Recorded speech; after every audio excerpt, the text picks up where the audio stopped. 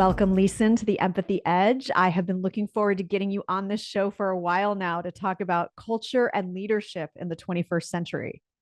Maria, I always love being in conversation with you. So this is wonderful. We should just record our talks when we talk. All of them, right? Yeah, absolutely. And you were such a huge proponent of the Empathy Edge in its very seedling stages. And I remember sitting in your home in San Francisco talking about, hey, I have this idea for this book, but I'm not really sure where it's going to go. So look where we are now. I know, look where we are now. Now we have a podcast. So we are here to talk about 21st century modern culture, modern leadership. So much of the work that you do with Prismwork is helping companies build a more inclusive culture, transform their cultures, because it's the right thing to do, but also so they can thrive in the market, right? And that's the thing I love about the work you do and that I do, is that we're proving that all these things about how you treat people and inclusivity and empathy are actually good for the bottom line.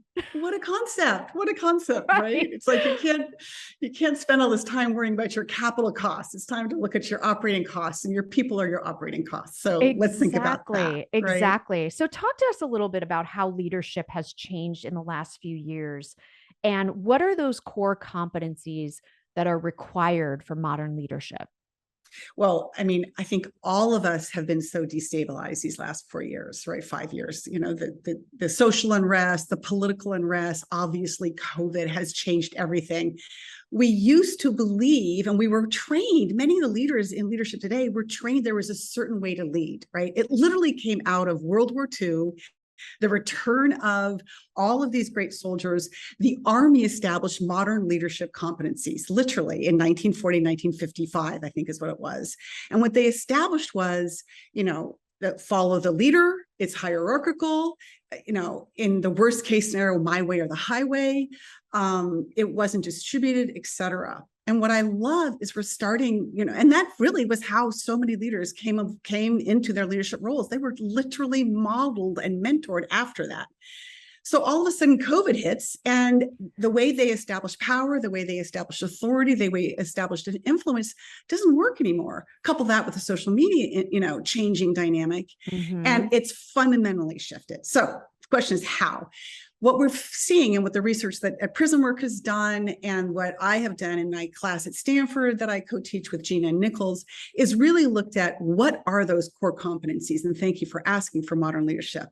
And after doing extensive a survey of thousands of leaders and scores of interviews, et cetera, we really came down to 6 core competencies.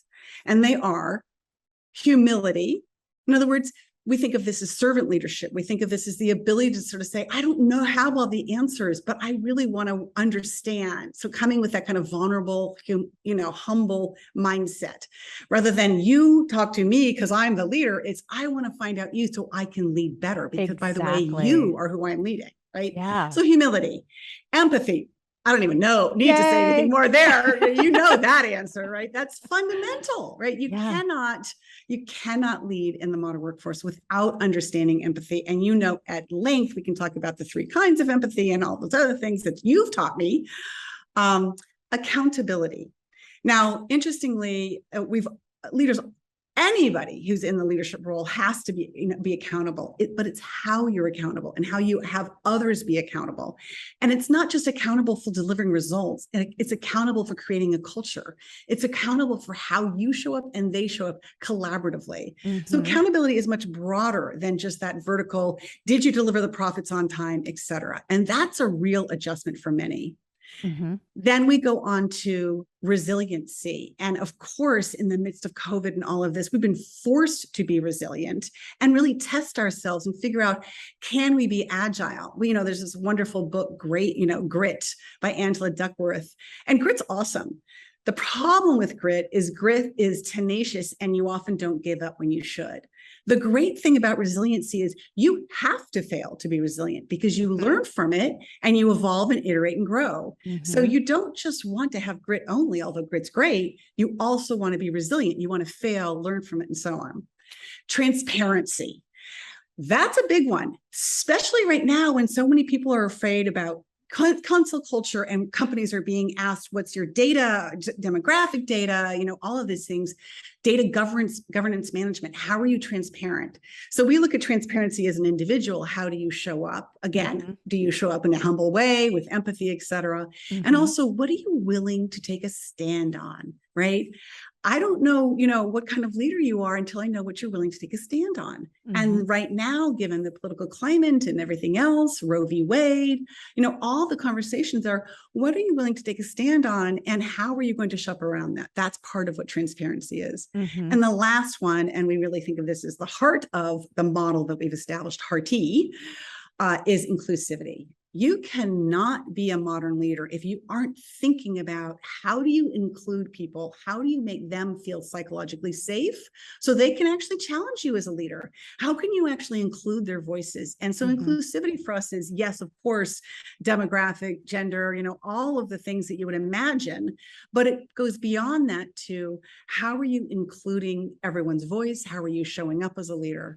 So those are kind of what we call, again, I'll say HEARTI, the 6 core competencies of modern leadership. Yes, I love it. I mean, it's a great acronym, HEARTI. And you can learn more about that at Prismwork.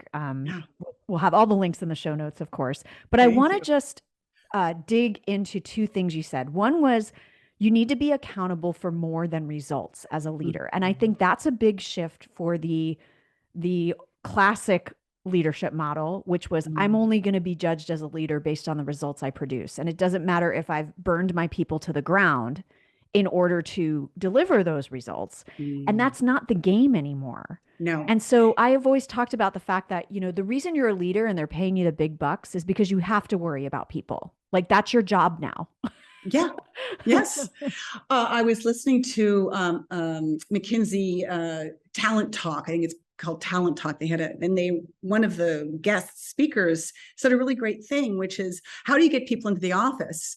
And the way you get them into the office is be a really great leader, right? In other words, not that I'm advocating to have everyone in the office, but what's cool, the new kind of really great, cool thing to have, it's not ping pong tables, it's not lunch, it's be the kind of leader that people want to show up for, either in person or virtual or whatever it is. That's the new currency. Right. So to your point, you're absolutely, if you don't actually be accountable in a way that goes beyond profits, right? So it's people, purpose, profits, those 3 Ps. If you're not focused on all 3 of those 3 Ps in this new world of work, you're going to fail as a leader. And we see it happening all the time. And we should, point out that to exactly what you just said, it's something a colleague of our mutual colleague of ours, Rebecca Fries, talks about fungineering, right? Oh, fungineering. Ping pong tables and free kegs on Friday do not a culture make. No. We're not asking leaders to just roll over and give their teams whatever they want, however crazy it sounds.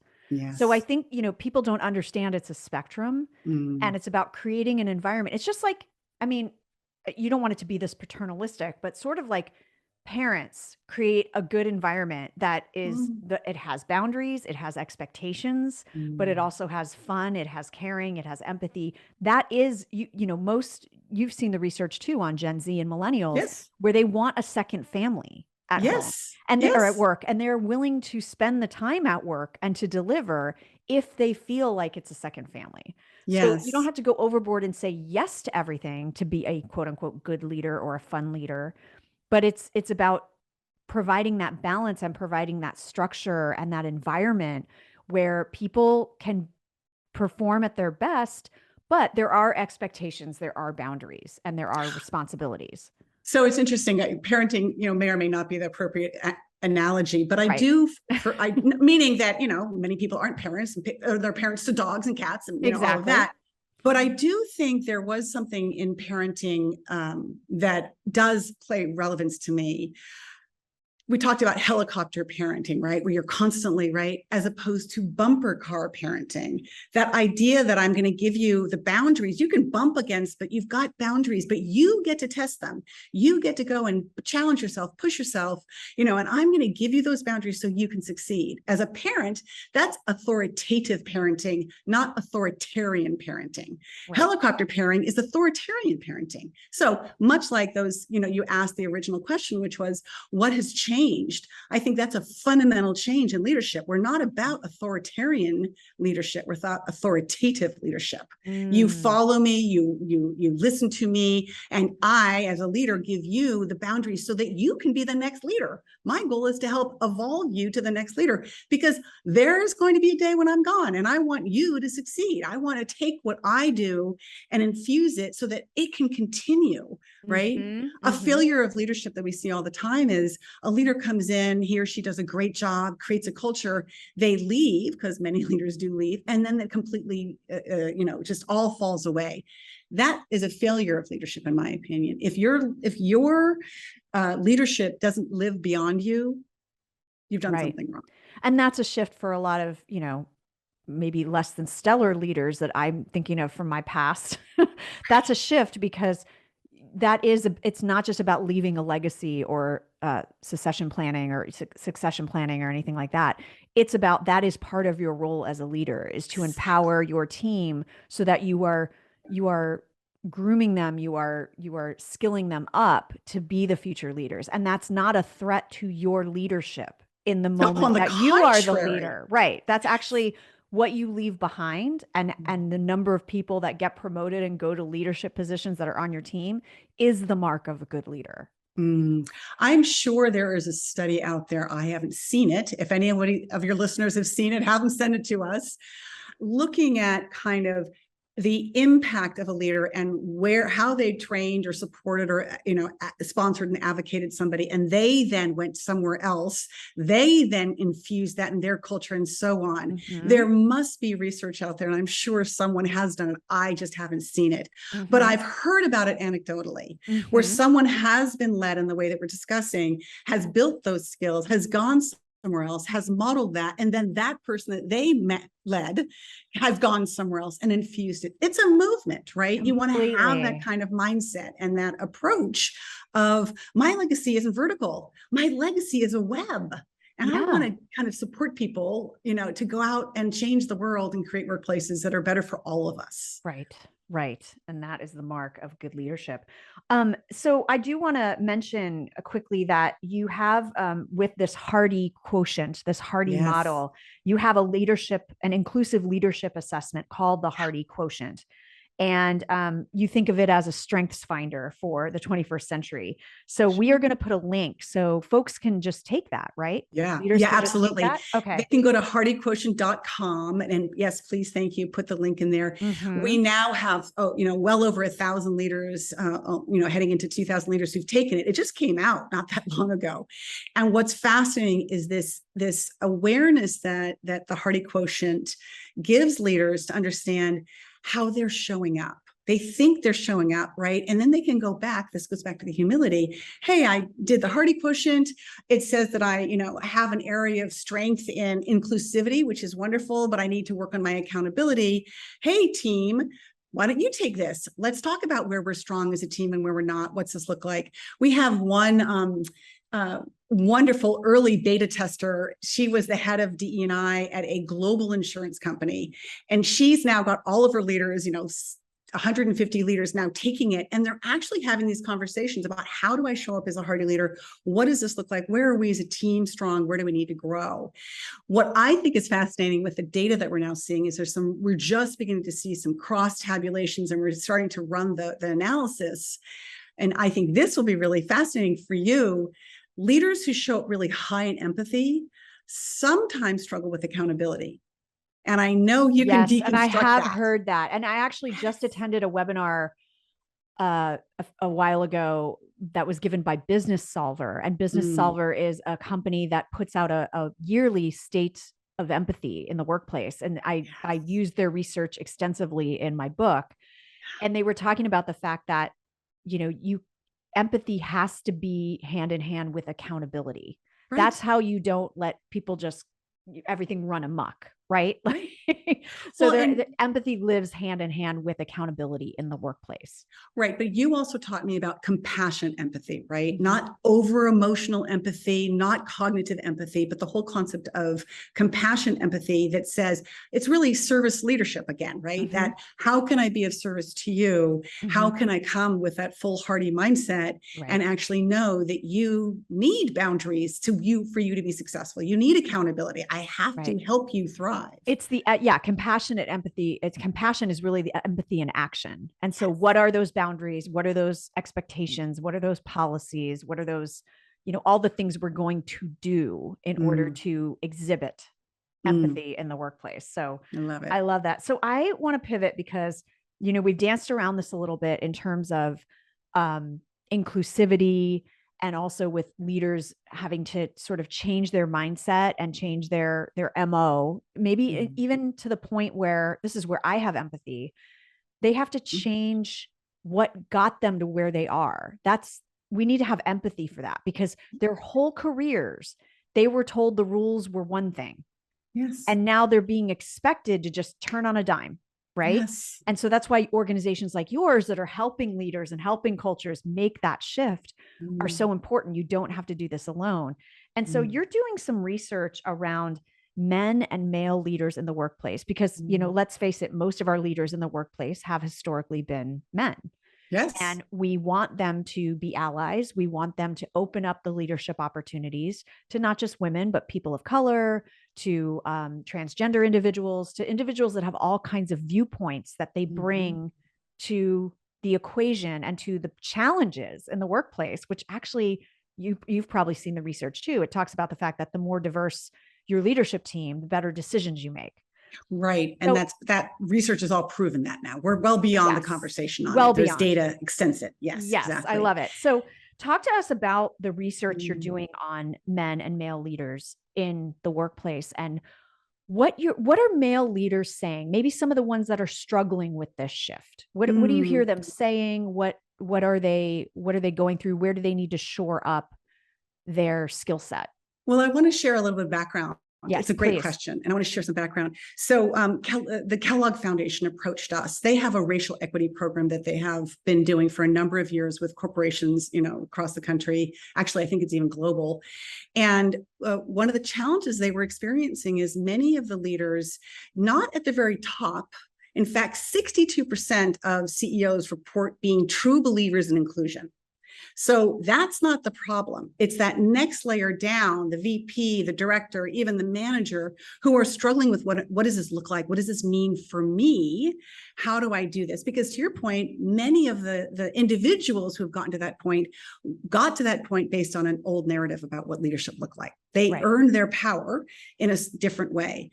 So I too have deep compassion and empathy for so many who are trying to lead in this new way. And again, for men in particular, because often we blame and shame men. You're not showing up the way we need, et cetera, which then goes into that kind of scarcity mindset of, oh my gosh, there's only so much pie to go around. And of course, you and I both know Carol Dweck's research out of Stanford, growth mindset. It's not a pie, people. Pie just gets bigger, and it's hard to truly understand what that looks like. So Kellogg approached us and said, hey, we're really interested in this. Can you help do this research around kind of men at work is sort of what we were talking about. And again, this is the knowledge not the space. band. Yeah, no, not the band. Don't make that go into my head. I'll be singing all day. But again, welcome. This is the knowledge worker space. This is, and they were looking at really kind of that segment of, I don't want to call them middle managers. That's not what I want to call them, because I do think they're leaders, but they're not the CEOs, if you will. I like to call it that level that's stuck between leadership and doing. It's like they're also responsible for implementing as well as leading. They're not so far high up that they're just, making declarations and edicts and sort of solely focusing, but they're the ones that have to bring initiatives to life. So not only are they leading, they're also doing. Imagine how hard that is, right? Yeah. So we've just started this research and we're excited. We've done a series of qualitative roundtables and interviews, and then we'll be launching our survey very shortly. And what we're finding already is something that I didn't expect, which is we went into it talking about and thinking about inclusion, and they came back to us saying it's all about leadership. In other words, for them, the number one challenge, as you're saying, was, I don't know how to lead now. I don't know what is the, what's the tip sheet for how to lead today. We thought they were concerned about how to be allies. That was way down on their I need to know list. What was also really fascinating to me, and part of this is generational, meaning, how do I navigate the many generations at work, the different priorities, et cetera. So that's part of it. But truly, I don't know what leadership looks like today. I just feel like I'm in quicksand. The other thing that I thought was really fascinating is there wasn't clarity on what allyship looks like. And some didn't even understand that, what didn't even have a name for it. But interestingly, many of them were actually doing things that you and I might say, oh, that's what an ally does. This is how allyship. So there's also confusion about the stuff they're already doing. They're already showing up with their power intentionally. They just don't call it allyship. They call it management. Right. So there's right, because right, or mentorship in some cases. Right? Yeah, but exactly. And so for them, the nomenclature was is confusing. I think also what I find fascinating is this disconnect between, this belief that's what's in it for me. If I have to advance your book, well, what about my book, or what about me, right? There's this kind of zero-sum thinking going on. But in fact, what we're trying to help so many of the men see through this research, and what's really showing up, is those individuals, men, who actually do know how to lead in this new world of work, succeed. They rise up, they deliver their numbers, they actually feel more confident. I mean, the benefits to self are huge. And so I think the narrative that, oh, I have to be ally and I'm going to give up my power is completely flawed. The idea that being an inclusive leader means that, again, I'm sharing my power. It's a fundamental flaw in the way we think of it. It's literally, oh, I benefit when this happens. I actually grow as a human. I become a better leader. And that means all the results, that accountability thing, that's all going to get better for me. So we're seeing all of this richness right now. I can't wait to get the final results. Right. And so, and male leaders can still take this survey. Yes. Yes, we're right in the middle of the research right now. And so we can send you a link, and please, we will have a link in the show notes. Do you have a verbal link you can let us know? We don't have, I think we're going to probably call it Men at Work, menatwork.com survey. I don't know. We don't know yet. We will have it in the show notes for sure. Thank you. So men, and what type of men can take this survey? Any male in the workplace? Any male in the workplace can take this survey. Again, it is knowledge workers. So, first line workers, all of that. That's not really where the focus of this research is. Not to say there isn't important research that needs to get done. But anybody in the knowledge worker space. Right. So they don't have to be a VP or a director. No, or anything like that. On the contrary, we're already seeing interesting dynamics between, the Gen Zs versus the boomers. And that's so rich in itself, right? So rich. Yeah. Yeah. The thing that I also am finding fascinating is, in the midst of COVID, all this research was being shared about women leaving the workforce or downshifting. But in fact, we're finding there's similar data around men. So men who were forced to be not forced, but had the opportunity to be caregivers, and either their children, their families, and suddenly didn't have the network in place to do it.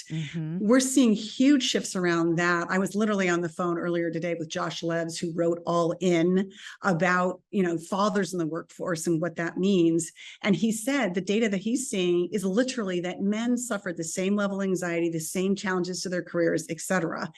And that couples were trying to figure out who is going to pause their career. And in fact, in many cases, the women did, not because they felt that the women were better caregivers, but because the women weren't making as much money as the men. Right. So it's all full circle, right? Right. If women had fair pay and pay equity, men might have more freedom, if you will, to actually navigate their journey in the workplace. So this stuff goes on forever. We can talk for hours. It's such great stuff.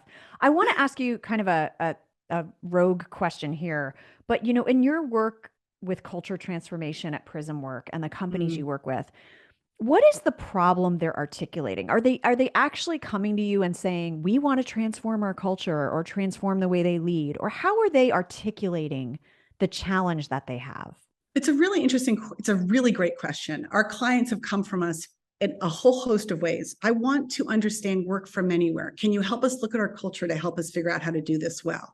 I want to increase more gender diversity in our company, and we know that there's a problem. Can you help do a culture assessment to understand what the issues are and help us grow from there?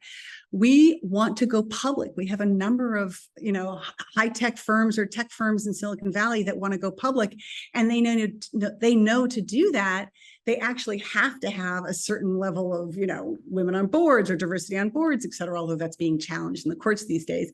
But they actually want to have that kind of best-in-class culture, help set me up for success. So venture capitalists are reaching out saying, hey, we're about to fund this company. Can you do an assessment so that we know where their issues are? And sort of our assessment looks not just at DE&I, we're actually looking at the full plethora of what is the 360 experience of the company. We actually call it GLEAM. It's governance, that's programs and policies, leadership, how do leaders show up, the employee experience, what's the lived experience for the employees, the environment, what are the tools and training, and what are the systems in place, right? People analytics, are they work from anywhere? Are they not? What is that? What is the environment?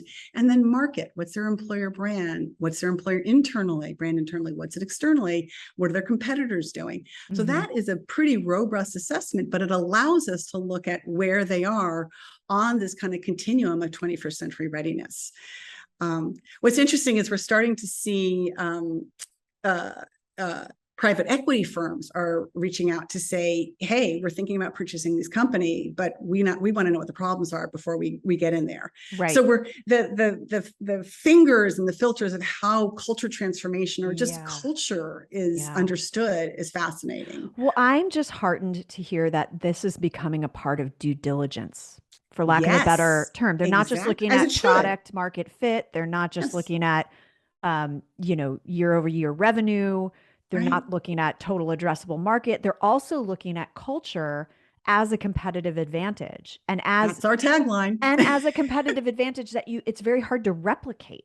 Right. Well, that's exactly right. And also, if they're trying to merge cultures, they need to understand what's the dynamic here and how effective or ineffective will this be? Because profitability at the end of the day will be impacted if you can't merge effectively. Exactly. So we're starting to see a really interesting movement around that. So what I love, and I do believe this really is a shift in these last 5 years, is this fundamental understanding that culture, to your point, as we say, that's our tagline. Culture is the competitive advantage. And if you don't know how your culture is operating and don't have kind of a North Star of where you want to go, you're not going to win. You're going to lose. Absolutely. In the war for talent, in the war for profits, in the war for investors, in the war for all of it. Right. Well, at the end of the day, I mean, your company is made up of a group of individuals that are getting the work done. Exactly. And so it's surprising that it took us so long to get here to understand that, but we're here and it's good. And I'm going to put a link in the show notes as well to a few other episodes I did with culture experts, Rebecca Fries and her book, The Good Culture, and also Josh Levine of Great Monday.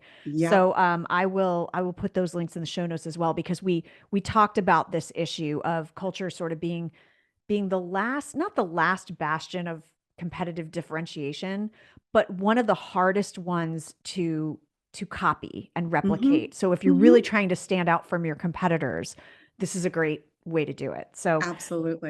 So as we leave off, I'd love if you could just, leaders listening who are like, yes to all of this, and I'm a deer in headlights, I don't know where to start. Where do you suggest leaders start shoring up their skill sets, or even, like I said, assessing where they are on the spectrum? Where can they go? What can they do? Obviously, maybe the HEARTI quotient would be a place to start.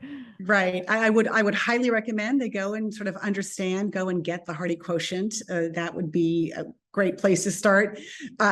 I teach a class at Stanford. Our next class will be in January. You can go to Stanford and sort of find that class. It's part of the next gen. And it's delivered it's delivered virtually. It's all virtual. Too. Exactly. So anyone can take it. Wonderful. Yeah. Yes. And I've had the opportunity to guest lecture at that class, and it's a great again and again and again. I know. I love it. I love it. Such good stuff. Feel free to reach out to us at Prismwork. We at Prismwork would love to support you. The good news is right now, the resources are better than ever. One specific resource that we in our class send people to is Google has done some work around psychological safety, and they've open sourced what the issues are and how to provide that. That could be an immediate today. What do I do today? I go and find out what psychological safety is and how I can set my employees up for that, because so much of what we're finding is that employees don't feel that they can really show up with humility because they're afraid to say, I don't have the answer. We're taught in our culture that it's not okay to not have all the ansers. Right. Well, It's that outdated narrative, like you said Yes, earlier. It's that, exactly. and that's the thing that if you're a leader, you're saying, well, I was told my whole career never to admit I didn't know, never to admit I was wrong. Like, that's going to be really hard for me to make that shift after 30 years.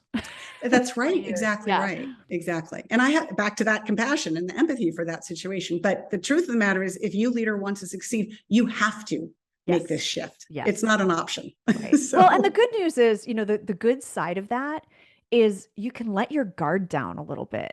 Yes. You don't have to have the pressure on yourself, and it'll bring you closer to your team. You still want to be a decisive leader. You still want to be a confident leader, but you can have confidence and still admit and you can confidently admit you don't have all the answers. Let's work on this as a team.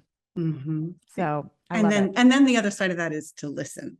Yes. Right. That's where the empathy comes in. Listen to what they're trying to tell you and give them the safety to be able to tell you what you need to hear. Right. Right. I love it. Well, Lisen, this has been awesome. Thank you for this conversation. There's going to be so many things in the show notes, listeners. I'm going to put links to everything we referenced and discussed, some past interviews on the Empathy Edge that will be helpful. And of course, for the men in the I don't even know what it's called, the listening audience. The listening audience. Yeah. I'm going to put a link to the research that Prismwork is doing, and they would love to hear from you and hear your story and hear your voice. So please do fill that out. Lisen, again, we'll have all the links in the show notes, but where can folks find out more about you or connect with you and your work? Sure. They can find me on LinkedIn, Lisen, Lisen, Stromberg, Stromberg. They can find me on Twitter. I'm on a little bit on Instagram, but mostly on Twitter and LinkedIn. And of course, they can go to Prismwork and find me and find us there. Awesome. Well, thank you so much. It's always a pleasure talking to you. I always learn something when I talk to you. So it's amazing. Thank you for coming on the show. It's a pleasure. Thank you, Maria. Good luck. And thank you, everyone, for listening to another great episode of the Empathy Edge podcast. As always, please rate and review it if you get a chance, and tell your friends, tell your colleagues about the show. Until next time, please remember that cash flow, creativity, and compassion are not mutually exclusive. Take care and be kind.